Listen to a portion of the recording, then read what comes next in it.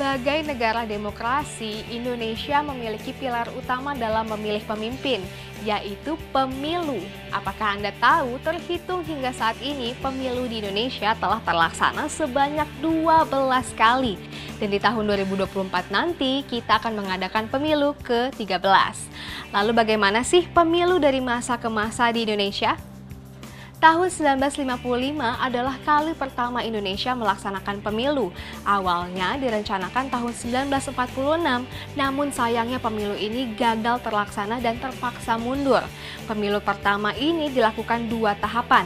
Tahap pertama pada 29 September untuk memilih anggota DPR dan 15 Desember untuk memilih anggota Dewan Konstituante. Pada pemilu tahap pertama diikuti 36 parpol, 34 organisasi massa, dan 48 perseorangan. Sedangkan untuk pemilu tahap kedua diikuti 39 parpol, 23 ormas, dan 29 calon perseorangan. Kala itu belum terbentuk KPU, jadi penyelenggara pemilu pada pemilu 1955 adalah Panitia Pemilihan Indonesia atau PPI. Anggota PPI ini diangkat dan diberhentikan oleh Presiden.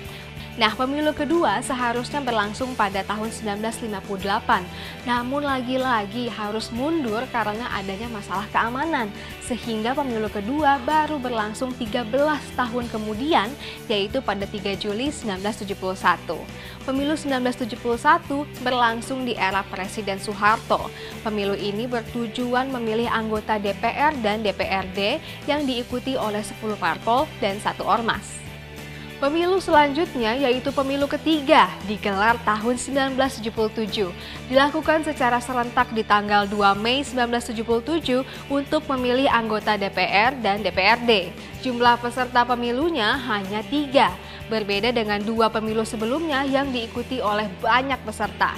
Pemilu inilah yang menjadi awal mula pemilu diadakan secara periodik setiap 5 tahun sekali. Setelah pemilu 1977, pesta demokrasi di era Orde Baru dilakukan berkala untuk memilih anggota DPR dan DPRD, sementara presiden dan wakilnya ditentukan dari hasil sidang umum MPR.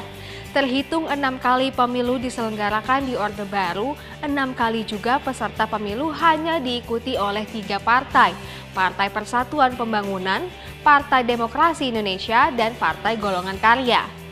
Pasca digulingkannya pemerintahan Presiden Soeharto, tahun 1999 membuat pemilu dipercepat. Semula dijadwalkan pada 2002, tapi terpaksa dimajukan 3 tahun menjadi 7 Juni 1999.